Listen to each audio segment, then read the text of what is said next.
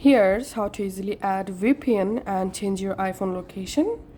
Go to your App Store and search for Super VPN. Now all you have to need install this Super VPN, first VPN client in your iPhone. This is free and most popular VPN for iPhone. Once the VPN installed, it's time to change location. So open the Super VPN app in your iPhone. Tap on accept and continue if you're first time. And now tap this arrow icon and you can manually select a different location or country to change your iPhone location. So I'm selecting France for example and just tapping on connect. Tapping on allow. Verifying my passcode to add a VPN profile.